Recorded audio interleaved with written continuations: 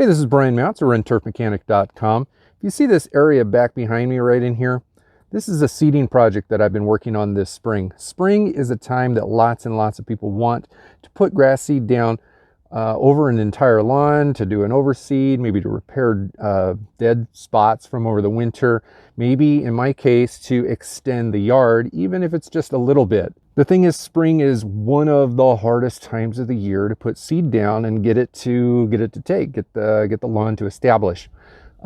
This is not the best time. The best time is at the end of summer, early parts of fall.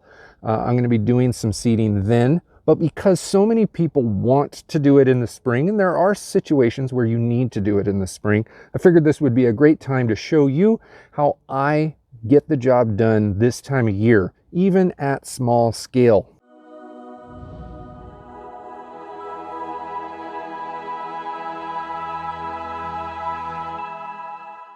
In the spring, it's hard to grow grass simply because the soil is not warm. Even though it's nice and warm outside, the soil itself is not warm. So it takes a lot longer for the grass to actually germinate. So slow to germinate grass varieties are even harder to do. So if you're going to seed, something like a tall fescue or a perennial rye are probably your best bets. For the southern states, that gets even harder because most all southern warm season grass types take even longer to germinate and to establish. Spring is a really rough time for you guys down there. For me, I have in my main lawn a mixture of perennial rye and Kentucky bluegrass. I'm not going to attempt to seed Kentucky bluegrass this time of year. So I'm going to I did put perennial rye right there. Perennial rye germinates very fast and it can establish fast, and it can hold up to herbicides later on in the year, earlier than some of the other grass types can. Later in the year, I'm going to be adding Kentucky bluegrass into that spot to even it out, to kind of fill it out and match the rest of my lawn. Anyway, before we get further into this super long video, I want you to know that there were a couple other videos prior to this one that apply, that they set the stage for this. I have a video where I killed off all of the vegetation. Mostly it was weeds in that area. It's a video, Alternatives to Glyphosate.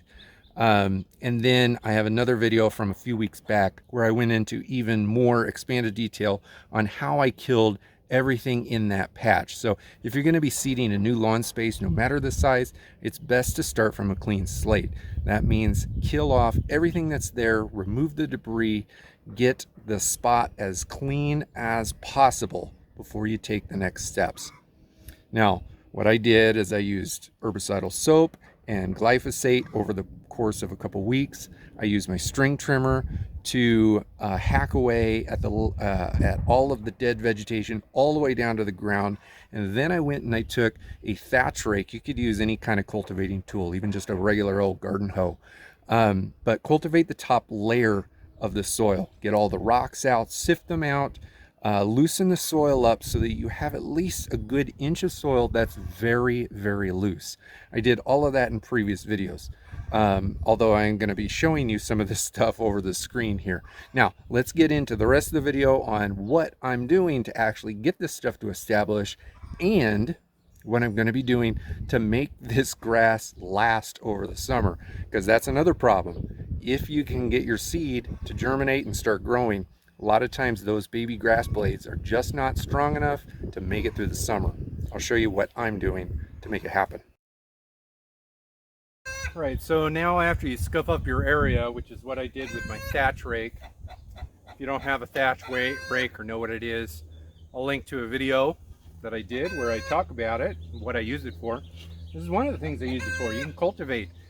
In this context, I'm not really cultivating it like I'm loosening up like inches and inches of soil. I'm really just kind of scuffing up the surface.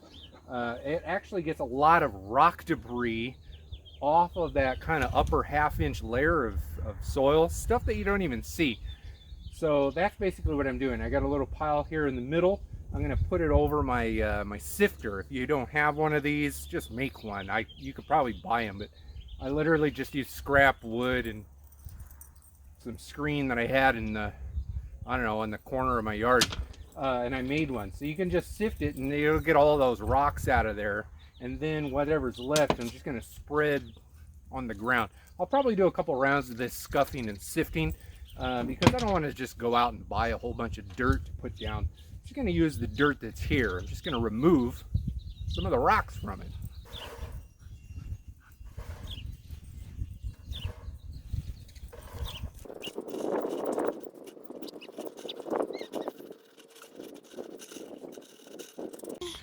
All right, with all my raking and sifting done, and the assistance from my daughter here, I got a lot of really, here I'm like laying down, a lot of really loose soil. But I've also exposed a lot of the dead root systems from a lot of the undesirable weeds. Whoa, my daughter here. From a lot of the undesirable weeds and grasses that I've been killing off. So I'm going to take my daughter in to put her down for a nap, and then I'm going to take the string trimmer and try to cut away at as many of these dead root systems, or almost dead root systems, as I possibly can before I spread everything out evenly. Yeah, you tell them all about it, huh? You tell them. See, I can't be out here for the weed eater. That's the only thing I can't be out here for. It's dangerous. Is it dangerous? Yeah. Yeah. All right, look at that. It almost looks like I know what I'm doing. If that doesn't look like an artificial seed bed to you, I don't know what does. That's all the natural dirt. I actually ended up sifting, kind of tilling, kind of micro tilling with my thatch rake, and sifting the soil. I think I did it 6 times. And then I eventually took the weed eater to it and scratched all of the exposed roots up, even more down to the surface, and then spread the whole thing over. This is some soft stuff.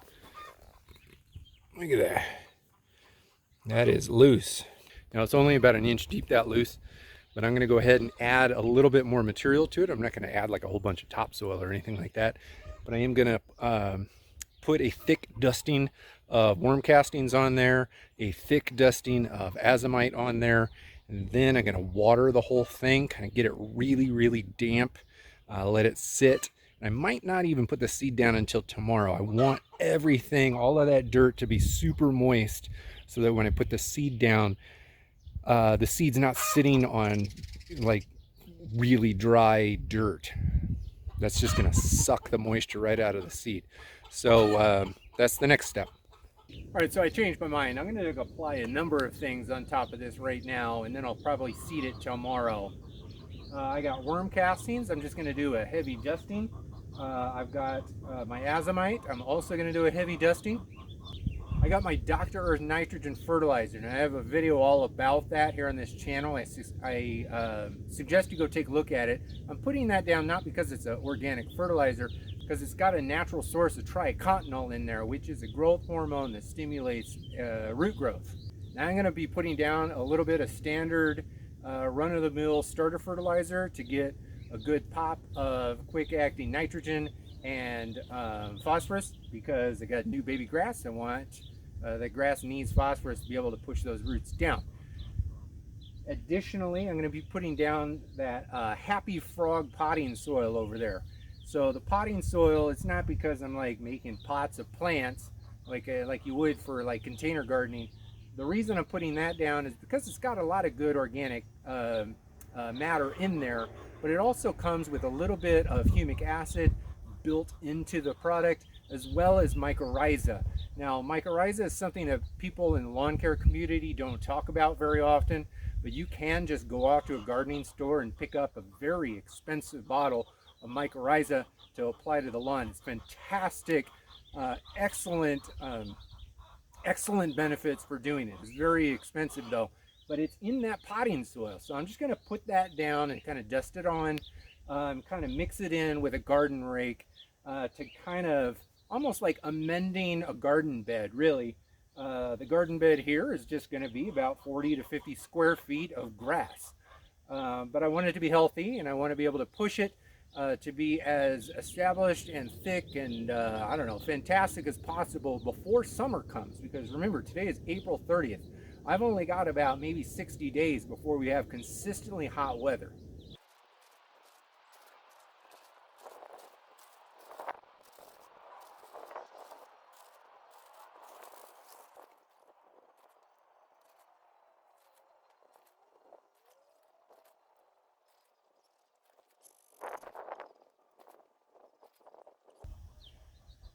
In case you're wondering why I'm dusting around the edge of my seed bed, it's because I'm going to be putting grass seed all the way up and around to kind of blend it in. It's not going to look perfect, and it's not going to take as much in these extra areas, but it will blend some, and that's why I'm doing that.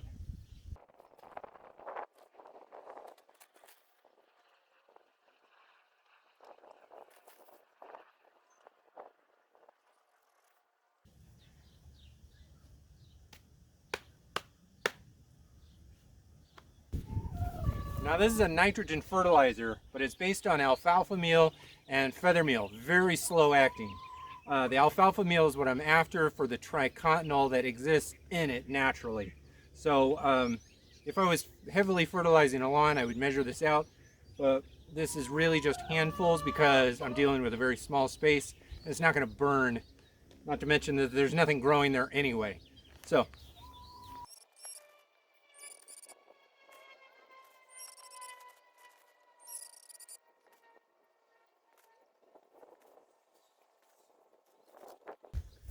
now that leaves me with the standard starter fertilizer. This is a heavy nitrogen, heavy phosphorus. It's fast nitrogen too. It's a lot of urea. This I will measure out and apply much more carefully.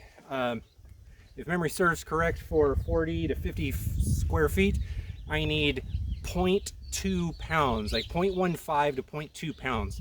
So that's not very much. So I'm going to measure that out in a cup and spread it out very carefully. All right, that right there is 3 ounces, which is just under 0.2 pounds of starter fert. So I don't have one of those little wheelie things. I have so many things, but I don't have that. So I'm just going to sprinkle it with my fingers. You don't have to be perfect. Just get it done, you know?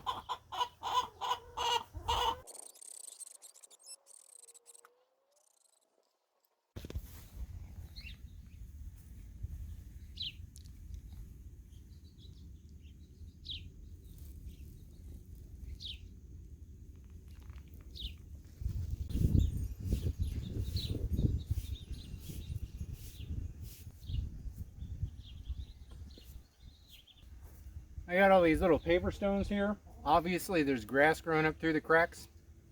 I'm tempted to deal with that now, but I'm only human, one thing at a time. I'll deal with that in another video down the road. I don't know, maybe in the month of May. Hope you stick around.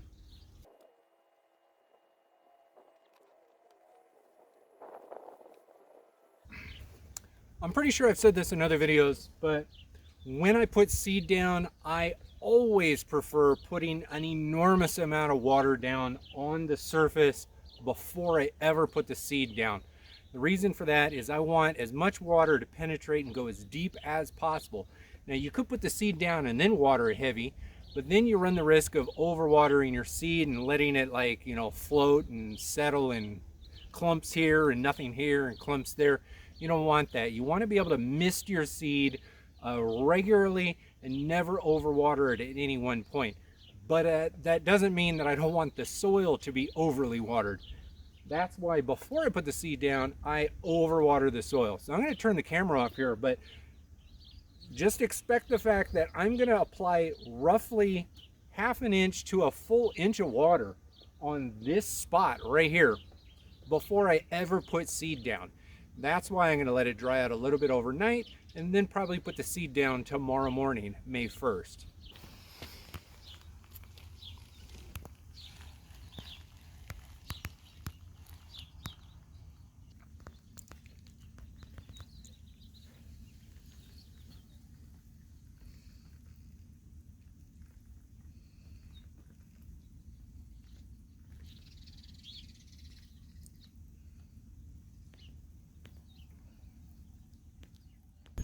All right, here we are. It's the next day. I got my Pleasant Hill Perennial Rye. I've got some videos about the Perennial Rye that's in that bag on this channel. I'll link to them down in the description below. But ordinarily, seeding a larger lawn space, I just use a spreader. But since we're dealing with literally 40 square foot, and then I'm going to overseed a little bit to the, I don't know, to the edges over there, I'm rounding it to 50 square feet. It's such a small amount of perennial rye seed that this is another situation where I'm just going to sprinkle it by hand and just try to be even. The thing is, here on my regular lawn, I got a mixture of perennial rye and Kentucky bluegrass. I have no intention of attempting to put Kentucky bluegrass down right now because I just don't think I can get it to take.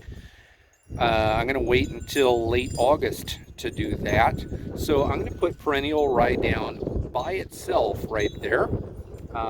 Since I'm seeding a new lawn, even though it's tiny, I'm going to be using the lower rate of 3.5 pounds per 1,000 square feet, scaling that down to 50 square feet is 2.8 ounces. 2.8 ounces of grass seed. So here in my bowl, I have pre-measured out 2.8 ounces of grass seed. So I'm going to go hand spread that all over this area and a little bit up the hill and around the corner. So that's about 50 square feet that I'm putting down. I'm going to hand spread this, so it's going to be light, like it's not going to be a dense seeding. And then later in the month of August, I'm going to go ahead and do the exact same thing in this area with Kentucky bluegrass, and that's going to give me eventually a KBG perennial rye mix, which should closely match the rest of my lawn that you see right here. It's not going to be perfect, but it's going to be pretty close. So we're going to have to wait all the way until fall to see the full result. If you're not subscribed to this channel, hit that button, and eventually the video will come out and you can take a look at the final result. And all the videos in between. Hit the like button at the bare minimum.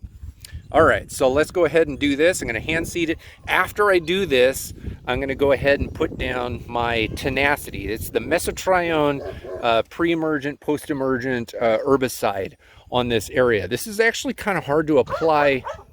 My dog all of a sudden went crazy. He's standing on top of his doghouse.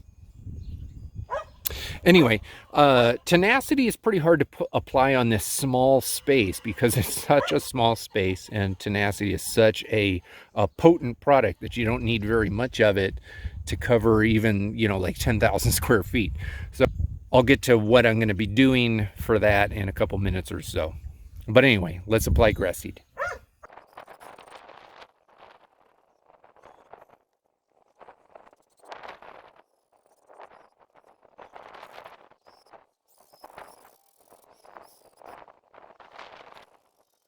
All right, since I'm doing this by hand, it's not perfect. I actually applied more than I needed, like faster. That's why we use spreaders in a bigger lawn setting. So I ended up adding a little bit more seed. So this is probably closer to 5 pounds per 1,000 square foot. So we'll, it's more of a dense seeding than I anticipated, but it's fine. It's just grass. So I'm going to go ahead and cover this up. I know back in January I made a video saying that I wasn't going to cover this up. The thing is, I don't know, that experiment is, I don't know, in the rearview mirror. At this point, I want the grass seed to germinate. So I'm going to cover it up anyway. It's just going to make it germinate quicker and better to do that. So anyway, I got some peat moss in there. I'm going to go ahead and cover this up with the peat moss. That way it will stay consistently moist the whole time. And then I'm going to go and spray it down with mesotrione. Mesotrione is a herbicide that's going to stop, it's going to act as a pre-emergent for some weeds, and it's going to act as a post-emergent for other weeds. Obviously here I got tons of dandelions. It does not act as a pre-emergent for dandelion, but it does act as a post-emergent. So any of the small, delicate dandelion plants in here, the mesotrione is going to work. Now mesotrione can be bought generically, or it can be bought under the trade name Tenacity. I'm going to be applying the Tenacity version, but anything with mesotrione in it will work. Even Scott's makes a granular product that uses mesotrione. It's in one of their starter fertilizers. I guess I'll link to that down in the description below. Let's get on to the next step.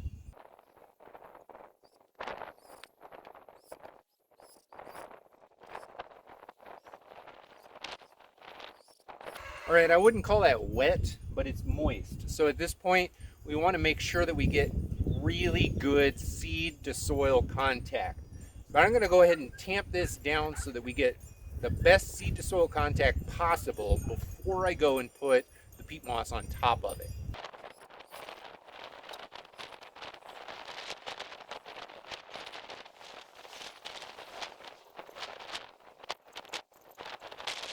All right. Obviously, that's not very professional. You can't do that for 1,000, 2,000, 10,000 square feet. If you do a larger lawn space, definitely go out and get a lawn tamper or a seed roller. I'll link to those things below. I literally do not need that for this small of a section. It's completely overkill. I do a lot of things overkill, but that is just too much for me. I'm not going to go get one just for this.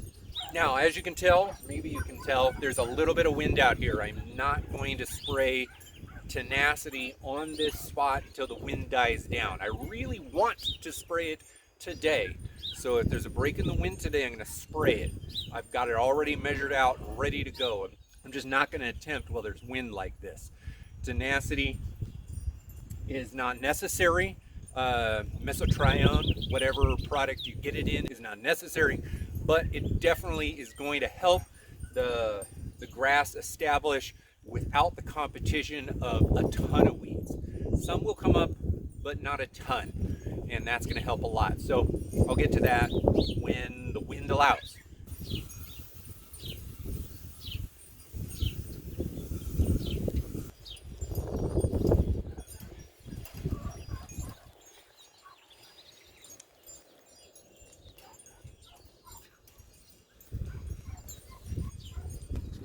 All right, so now I'm coming to you from my laundry room and utility sink. Here we go. This is stuff that not everybody has. So I understand that some of you won't ever buy any of this stuff, and that's fine. There's some granular Scott's product that contains mesotrione in it. I like saying this name, mesotrione, mesotrione. Anyway, mesotrione, this is trade name Tenacity. There's some generic versions, and it's also in a Scott's starter fertilizer product, which I don't own. I'll link to it down below. I'm sure it's probably available at your local store or on Amazon. Anyway, here we go. I got my computer here. All right, this is my plan. I am going to apply this to 100 square feet every 18 days until June 24th. Now, mesotrione works, it can be applied every 2 to 3 weeks. So I chose something in between, about 18 days. That adds up to 400 square feet. So remember, this is a tiny bottle. So for 400 square feet, for 1,000 square feet, I need half a teaspoon in a gallon of water, which is 128 ounces. I'm going to collectively do 400 square feet. So if we round that down, or if we scale it down, we need 0.2 teaspoons in 0.4 gallons of water, or 51 ounces.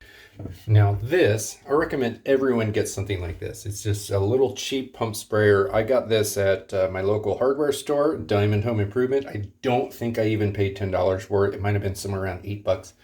It's a little pump sprayer, holds about 50 ounces. They are so cheap and so small, you can literally buy one for every product that you use. So here I just wrote mesotrione on it only, and since I've already done the calculations, I can put the little notation there that when I fill this thing up, I'm putting 0.2 teaspoons for every 50 ounces in this. So you can do this for every product that you get. So point being here is this is going to hold 50 ounces, and I am going to put a quarter of that down 4 times. So the way that, and I'm going to have to go into this in another video because I'm not going to do it right now. Mesotrione is an herbicide that will stop weeds from germinating, but it won't stop grass seeds from germinating. And I should say it won't stop the weeds from germinating. They'll germinate. It'll just kill them because it stops the photosynthesis process. With desirable turf grasses, with some exceptions, especially in the southern grass type category, and some of the fine fescues, it's going to kind of hinder those grass types as well. But most northern grass types and some southern grass types will germinate just fine, and the photosynthesis might be stunted a little bit, but all of the grass will recover. When you apply tenacity or some other mesotrione product, you put it down when you seed. So I just seeded like minutes ago. So now I'm going to put this down when the wind dies down. I think I got a break here at the moment. So that's why I'm doing this right now. You put this down when you seed. And since I'm seeding with Perennial Rye will grow really quick. It'll germinate and start growing really quick. Within 18 days, I'll probably have a solid 10 days of full growth on the Perennial Rye before I go and put the tenacity down again. That should be just fine. You can also apply this to an established lawn for both the pre-emergent and post-emergent effect. I don't do that in my property, but there's nothing stopping you from doing it in yours as well. I'm literally only using this product for the purpose of seeding, and that's what a lot of DIY lawn care people do. So let's go ahead and measure it out.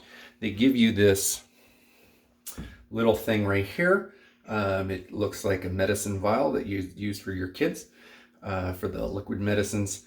It says tenacity on it though, so don't mix it up. So that right there is already almost 1 ounce. I need a lot less than that. Just gonna squirt back a little less than a quarter, 0.2. About a tiny bit. That's all you need. You know, for a size as small as what I'm doing. Stick that on the cap. Now this, if I was only putting this on the seed bed, I wouldn't need this, but I'm going to be applying this to the seed bed plus a little bit of the grass around it. So I'm going to use this surfactant, and that's going to help the product stick to some of the leaf systems there, because this is going to kill in a post-emergent method. So if it sticks to the leaves better, it's going to kill better. Since I've got such a small amount, I need barely any. Again, another product that is helpful but not necessary at all is some marking dye. Barely any. Both the surfactant and marking dye can usually be bought at local gardening stores or on Amazon. I wouldn't call them a rounding error in cost, but they're very low. Now I'm going to fill this up all the way to the full line, which is about 50 ounces. Now, I should say, I am not going to be applying this entire thing to the lawn today. Like I showed you on my computer, I'm going to be doing 4 applications. Because I'm doing such a small lawn space, I just can't dilute a tiny amount. But I am going to be applying it 4 times throughout the spring. So since this is my mesotrione only sprayer, I am literally only going to spray a quarter of this today, and then a quarter 3 weeks or 18 days from now, and then a quarter again, and then the last quarter in mid to late June. I'm going to keep this in the garage. There's nothing wrong with that. It's going to be sealed. No one's going to use it for anything else. You keep this thing safe away from other people or kids, and you properly label it, and everything should be fine. By the end of June, I will have used this entire product on my yard space, my new yard space, and the small surrounding area around it, and it will all be gone. I'll probably end up adding a little extra water at the end in June to spray it out and kind of clean it out a little bit. But that's the plan.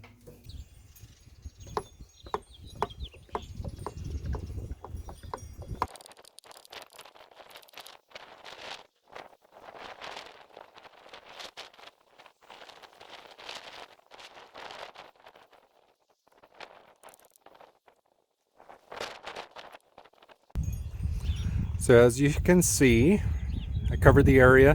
I got about 38 ounces left. So that's what I used, about probably 12 to 13 ounces on this area. So that means I got 3 more applications left in this bottle, which I'll save for later in the spring season. All right, so the last step for today is to apply my upside down bag of peat moss on top of the grass seed. Now, as I demonstrated in my video back in January, you don't need to cover the grass seed to get it to germinate, especially a grass seed like this that germinates so fast on its own. However, you are going to get better germination rates while applying less grass seed if you do cover it. I'm going to go ahead and cover it because this is later in the spring season than I anticipated putting the grass seed down. So I just wanted to germinate as fast as possible and evenly as possible so that I can get the stuff to establish well before the heat of summer comes.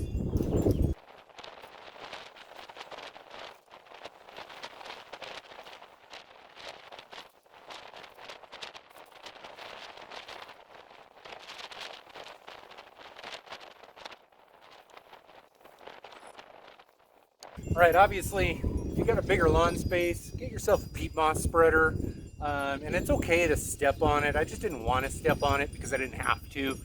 Get yourself a peat moss spreader and set yourself up with like an irrigation system. This is such a small area that I'm going to be doing this by hand. Also, I work from home, so I can come out here like 3, 4, 5, 7 times a day if I want to and just spray it down and keep it moist. If you work out of the house, you're going to have to set up a sprinkler system on a timer or something like that. They're very easy to come by. Shoot, you can even get like mister sprayers that just kind of sit in the middle and turn on a mist every like hour and a half. That's going to keep things properly moist. You don't want to go overboard with peat moss, or if you go for the coconut coir route, which I almost did here, coconut coir and peat moss are both going to be great to put over the top of it. They'll retain water pretty well. Don't go overboard with it because the thinner the layer, the faster the grass is actually going to emerge out of it. Also, if you go overboard with either one of them, it's harder to saturate dry peat moss and dry coconut coir. For compressed or thick layers of coconut coir or peat moss, it's going to take a lot of water to saturate it. That's one of the reasons why I saturate the ground under it first. Like I saturated it yesterday. And then today I put a fine dusting over the top of all of the seeds. It's a lot easier to saturate that when the base layer is already wet and the layer of peat moss is thin. That's really all it takes. I'm going to be coming out here and keeping this thing moist for the handful of days. Temperatures that we got right now, my guess is we're going to get germination in about 5 days. So we'll see. If you're putting down Kentucky bluegrass, expect it to be longer than that. I would say 7 to 14 days under the best of scenarios. Plus, it will grow a lot slower. Spring is not the best time to do Kentucky bluegrass if you live up north. I will be putting Kentucky bluegrass into this plot, but I'm going to wait to the end of summer, probably the end of August. Anyway, I'm going to get back to the rest of the work for the day. All right, here we are in the morning of May 16th. The first seeds here germinated 1 week ago exactly. So this is about 7 days worth of growth. As you can tell, this is still very patchy, but it's all coming in. For this time of year, we're still getting down sometimes into the upper 30s at night, and the highest temperature we've experienced in the past 2 weeks is 81. So that's, outside air temperatures. The average soil temperature here is still not 65 degrees. So you wouldn't expect perennial rye or any other grass to germinate its fastest, or grow its fastest for that matter. I'm going to continue pampering this spot over the next couple weeks, and I'll be making some more applications to it because baby grass is hard to establish in the spring. As summer rolls around, the root systems are just not established enough. The blades aren't thick enough. The heat and the drought stress and really the full sun. I mean, this time of year in June, you're getting, those are the longest days of the year. Everything is a stressor on these baby grass blades. So I'm going to be doing a handful of things over the next few weeks to a month. Follow the channel if you don't already, and you'll find out what steps I'm taking. This is not going to be perfect, but by August, I'll be overseeding this area with Kentucky bluegrass to blend it out with the rest of my lawn. Thanks for watching.